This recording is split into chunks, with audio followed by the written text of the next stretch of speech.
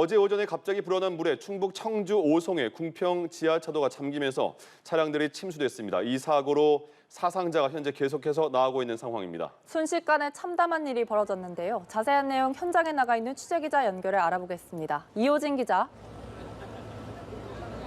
네, 저는 지금 청주시 오송읍 궁평 지하차도에 나와 있습니다. 그치지 않을 것만 같았던 비가 지금은 완전히 그치고 햇빛이 비추고 있는 상황입니다. 지하차도 진입로부터 가득 들어찼던 물도 많이 빠진 모습입니다. 제가 서 있는 곳은 청주 방향 지하차도 출입구인데요. 초대형 배수 장비들이 연신 물을 퍼내고 소방대원들은 분주히 움직이고 있습니다. 잠수부와 보트가 오고 가며 수색 작업도 이어나가고 있는 모습입니다. 물이 많이 빠지면서 침수됐던 차들의 모습도 조금씩 보이고 있습니다. 이곳 지하차도는 어제 오전 8시 40분쯤 바로 옆에 있는 미호강 뚝방이 무너지면서 순식간에 잠겼습니다.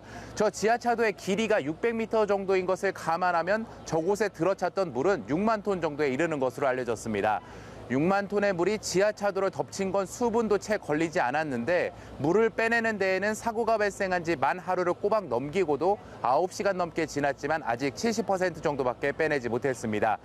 어제 사망자 1명이 발생한 데 이어 오늘 추가 실종자 8명이 숨진 채 발견되며 이번 사고로 현재까지 9명이 숨진 것으로 확인됐고 9명이 구조돼 인근 병원으로 옮겨졌습니다. 하지만 아직도 이외에 다수의 실종자가 더 있을 것으로 예상되는데요. 구조당국이 CCTV 등을 분석한 결과 이곳 지하차도를 빠져나오지 못해 침수된 차량은 15대 정도로 파악됐습니다. 또 어제 저녁까지 접수된 실종 신고만 11명에 이르는 것으로 알려졌습니다. 하지만 침수된 차량의 탑승객이 모두 확인되지 않아 실종자 숫자는 더 늘어날 수 있어 보입니다.